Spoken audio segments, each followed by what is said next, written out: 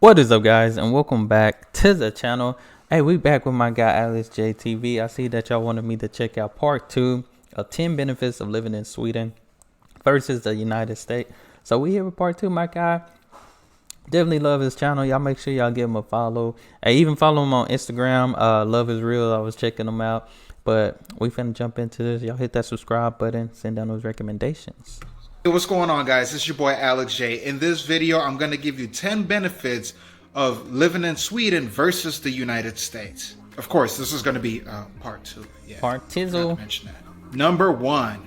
Here in Sweden, I could easily take a walk around in the woods without feeling threatened or worried about any animals, insects, or anything of that sort that can be poisonous or might bite me or get me ill. In Sweden, it is very rare to come across an animal or an insect that can be poisonous or that can bite you.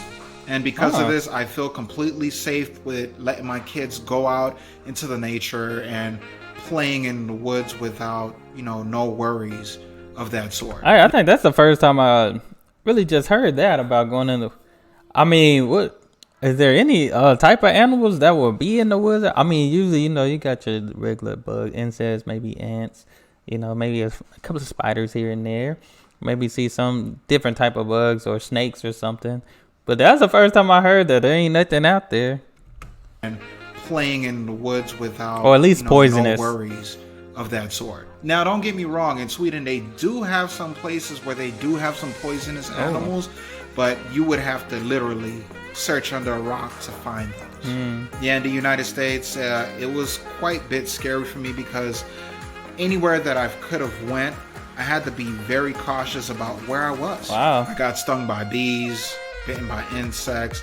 The list goes on. But I always had to be cautious, and I did not like being in nature because I don't play around with them bees, man. We be having wasps and different things like that just swarming. Like, usually they don't mess with you, but of course when you see it, you're going to swing at it, and they just come right back trying to fight you. But I always had to be cautious, and I did not like being in nature because of one of these reasons. And if something does happen to you, you might be in trouble in the States. Number 2, in Sweden, when filing for an application for a job or applying for a loan or a credit card, it could be whatever it is, they do not ask you for your ethnicity, race, or religion or anything of that factor in the application. And I'm happy about this because that's different. This is, I feel like, some type of discrimination. They do it all the time in the United States, but I feel like it's just not right. And I feel like because they have this type of system set up, it shows that they have respect for all the people in Sweden. Wow, that's a good thing. That's a good thing. Like, you don't think about it that way, especially like when you live here in the States. You just think, oh, it's no. Like I said, everything it seemed normal, but the different countries don't do certain things that the United States do that we seem normal. It's like, why do y'all do that? Like, you don't think about that, but asking like those specific questions, that's personal, or that can mean an employer can be like, oh, we don't want this person because of their ethnicity, or we don't want this person because of what their religious beliefs and stuff. Like, asking those things are discriminating. Like, you're discriminating. Thank you, Alex, for opening my eyes to that, because that makes sense. Like, especially because I know in my time when I was young, applying for jobs and stuff, I always wonder why I didn't get a certain job. But then I go in there and see the employee that they hired. I'm like, wait, I'm pretty qualified for this job. But I don't know. To each his own. System set up, it shows that they have respect for all the people in Sweden, not just one particular kind of race or ethnicity or anything of one person's belief that can critically damage like their potential future in applying for whatever it is. Yeah, in the States, they use this a lot, and it's still going on right now. You know what I mean? I'm not trying to bring up anything, but yeah, it's still going on. Number 3, in Sweden, after working for 1 full year, you get 25 paid vacation. Wow. I swear, if I knew this 10 years ago, I wouldn't have even stayed in the United States. In the United States, you'll be lucky working there for at least 5 years. You'll be lucky even if you get at least 2 weeks paid vacation to go abroad. But after that, if you take any longer than that, just consider yourself to be fired. Yeah, and I think I said it in the other video, but when I worked at my job, it was like I had to work like maybe a month, 2 months before like my time start accumulating for the month. And it was one of those things like the only how much month, like of course 30 days, 31 days in a month, unless it's February. But after that month, I really only accumulated 8 hours of what we call PTO, paid time off. Only accumulated 8 hours of PTO. So after working a whole month, I get a day. You do the math. So 2-3 months, it only counts as 2 to 3 days. So I'll have to work a full year just to get 12 days. A full year just to get 12 days off. Or at least that time on that PTO. But then again, if you don't use that time, it goes away. It disappears. So you gotta use your time. You gotta like take a day here. But 2 weeks straight, definitely don't get that. My wife, even at her job, she had to work a year before she started accumulating time to even take off. So it's crazy when you think about it. 30 days get you a day. It sucks. It sucks. Number 4, if you are a celebrity here in Sweden, you technically don't need a bodyguard. And that's because... hold up, Alex. Let me find out you a celebrity. He like, I don't need no bodyguards. You know, I feel safe here. Like my guy is running up. That's why I say y'all make sure y'all go subscribe. He do give some good information about his experience in Sweden. That's why I like that. Like about the guy. Need a bodyguard, and that's because a lot of people in Sweden, especially Swedes, they find it really weird to run up to someone or to want to take an autograph. It's completely different versus in the United States. Some people will pass out, faint, or even die just to touch Michael Jackson's hand for it. Hold up now. It is Michael. It is Michael. R.I.P. to the GOAT. But it is Michael Jackson. I've seen people overseas faint over Michael Jackson. I'm just saying. I've seen everybody faint over Michael Jackson. That's a different, you know. Maybe say somebody like maybe Kanye West, you know, or somebody else. Faint or even die just to touch Michael Jackson's hand, for example. It's crazy. Not saying that I want to become a celebrity, but that's a good thing where people could just be people freely without being bothered or hassled for it. And I completely understand why a lot of people decide to live in Sweden. If that's the case, Sweden might be good for this guy. Number 5.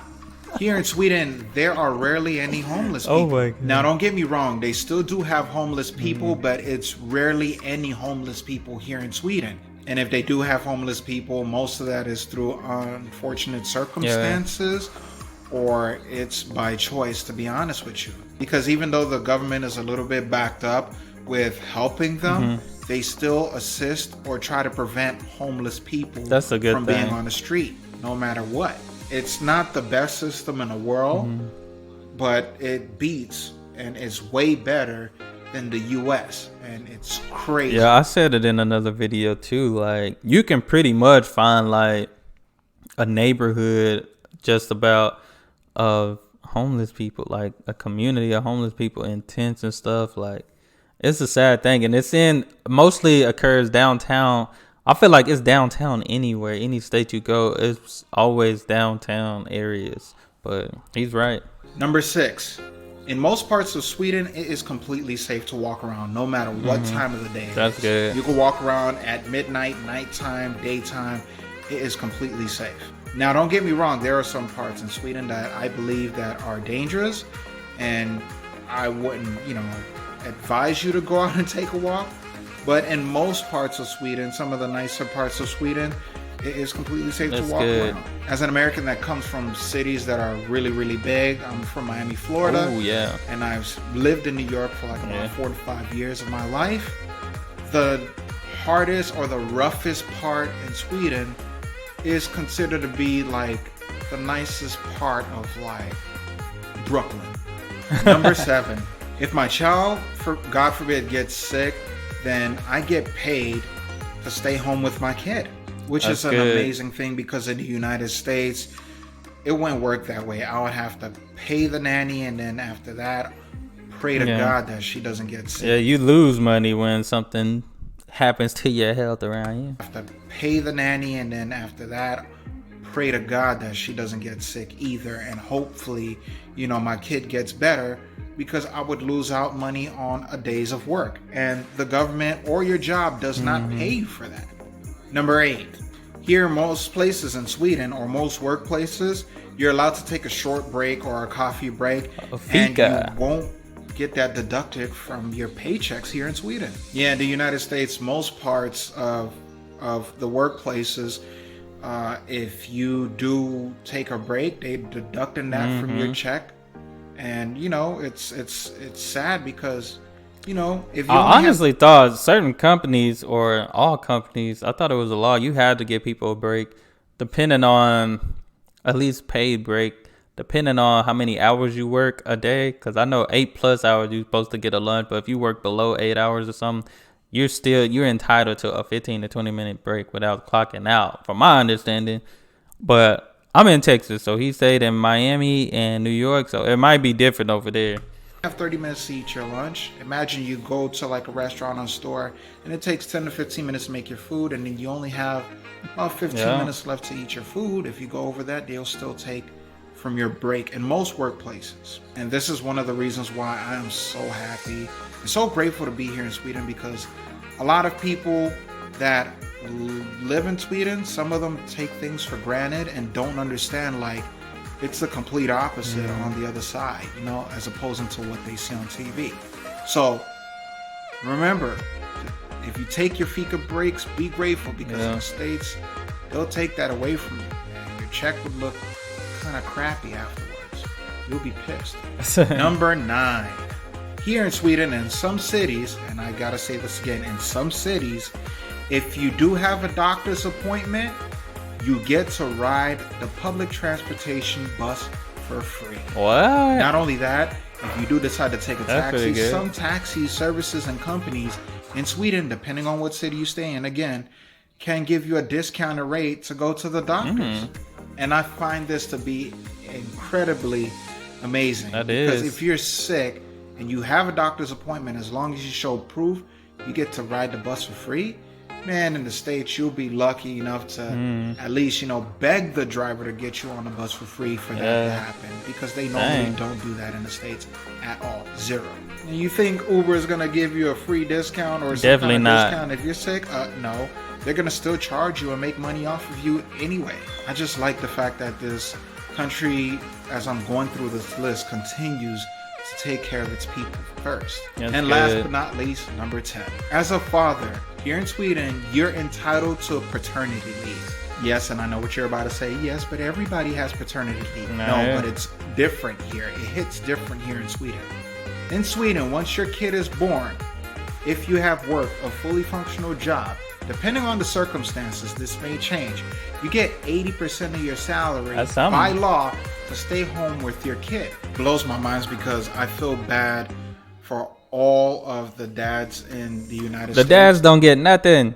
We don't get nothing in the United States. They barely celebrate Father's Day for us. I feel bad for all of the dads in the United States that have a hard-working job and try the best that they can to be there for their kid, but they just can't, because they have to work. And they don't get no break. Like, even if they were to get a break, they have to go back to work, because they won't get paid to stay home to be with their kid and their wife or their significant other. It's just crazy. So I just gave you 10 benefits of why you should live in Sweden as opposing to the US. I'm going to be making a part 3. Hopefully you guys enjoyed this video. Until next time, may God continue to bless you guys. Take care. Peace. Nice. I think I'm subscribed. Yep. But no, this was good. He brought out some new points too, but that last one, that gets me, because like I feel like it ain't no respect out here for the fathers, especially here in the States. But glad to know that he experienced some good safety, especially in the in nature. We know if you love the nature and stuff, you're cautious sometimes just because of what's out there. You never know what's out there. But guys, that's all I have for this video. Y'all make sure y'all hit that subscribe button, send down those recommendations, and y'all be blessed, be the best, and be you. I'm out.